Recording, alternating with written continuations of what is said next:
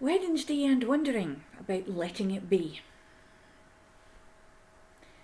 Yesterday, as I usually do, I began to record this. That's almost freezing now. However, something happened, and I'm not entirely sure what it was.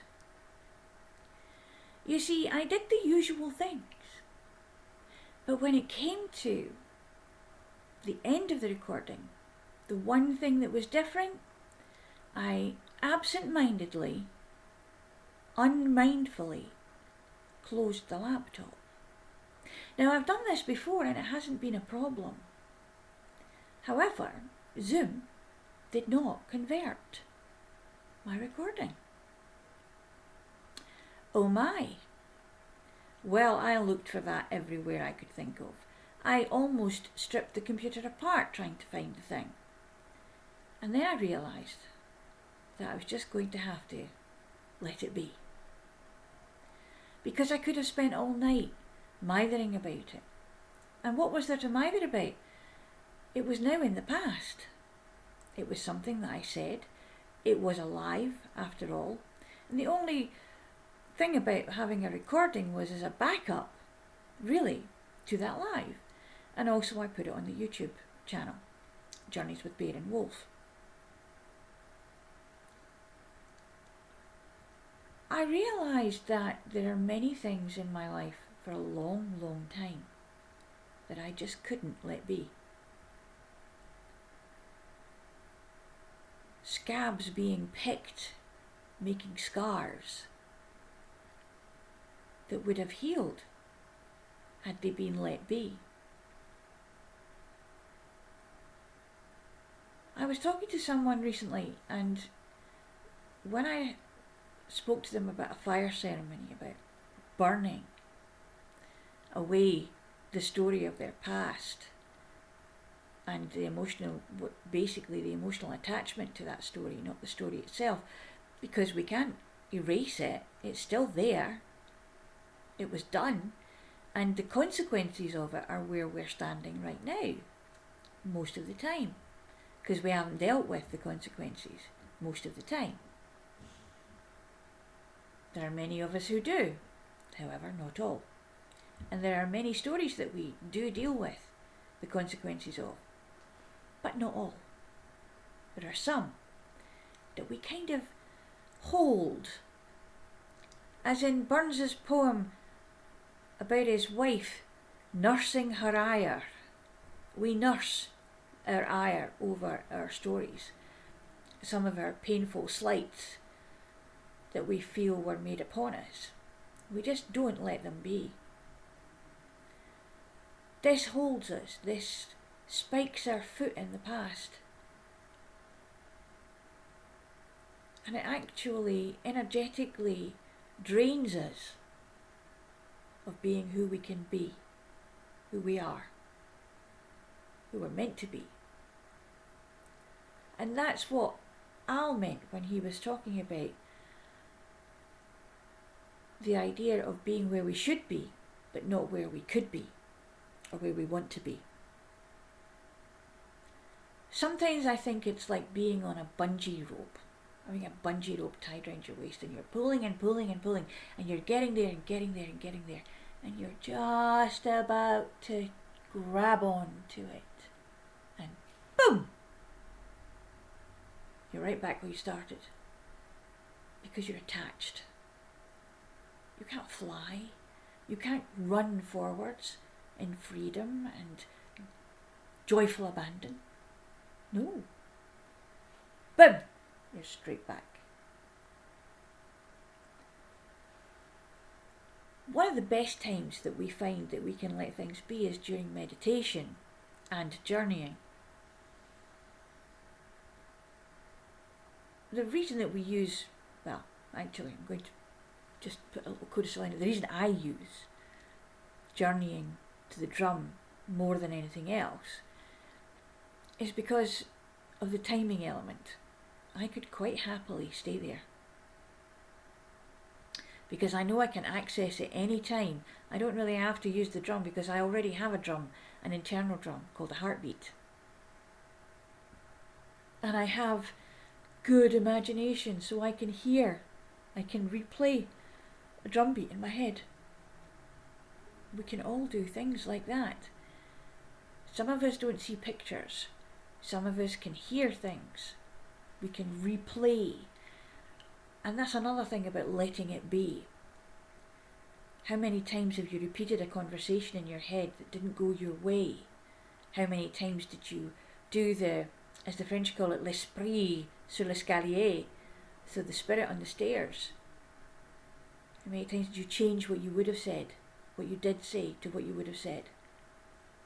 And feel totally right about it and justified in saying that. Although basically what you're doing is nursing your ire. And I wonder about how much energy that takes up that we might use more usefully elsewhere. Where did that weed come from? What's the taproot to that? What is it when we get hurt that we nurse it and nurture it and let it grow inside us? Then we play with it, take it out like a toy and play with it and feel the burn, feel the pain, feel the disappointment and the tears and the choking sadness. How's that serving us? If we were to let that be and realise that it was what it was, but it doesn't have to actually paint a picture of where we are right now or who we are. Things happen. And if we stayed in that space, we would never go anywhere. We would never move forward.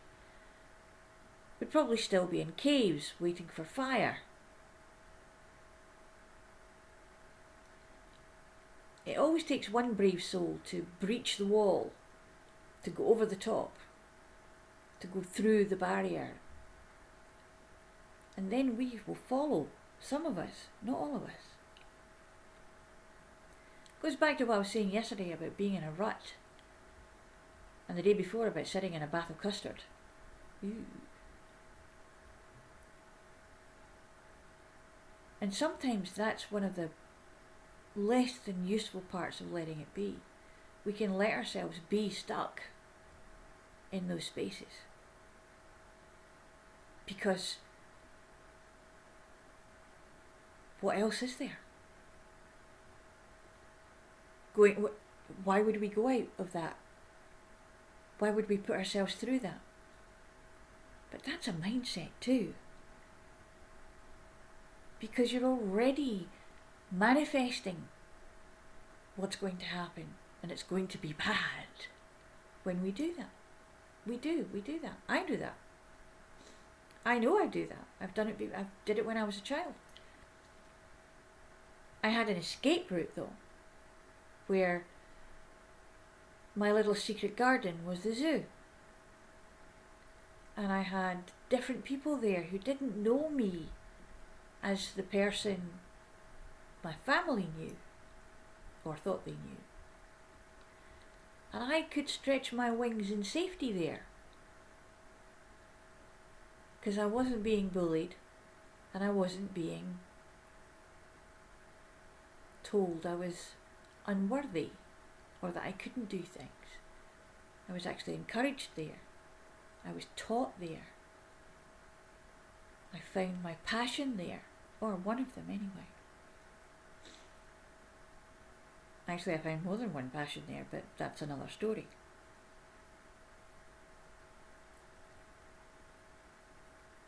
So, I was wondering about this recording, and suddenly realising, because I'm now very good at having trained myself to say, hang on a minute, how much time are you going to waste on this? How much time are you going to spend?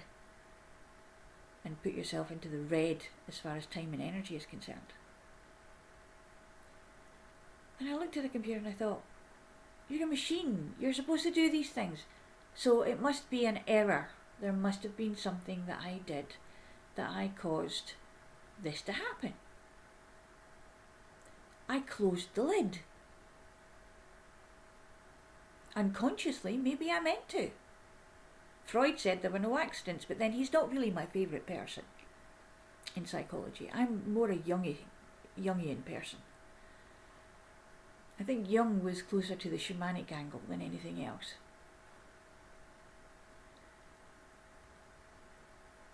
So basically, if you want to have some help becoming unstuck, I can help you do that.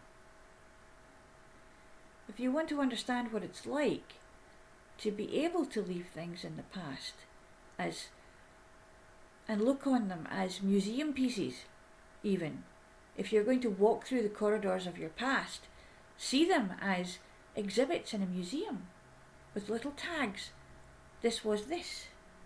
It happened then. It's no longer happening. It's done. Let it be. We can have a chat. We can fix up a call via Calendly, so leave me your information. Just leave me a comment in the comments box, and we'll have a chat and find out what it is that you want to do. If it's stress that you want to leave behind and let it be, if it's something to do with your shamanic work that you're interested in growing further, give me a shout. If there's anything in your life at the moment, like worries, etc., we can have a chat about that too. Just get in touch and let me know. We'll have a chat.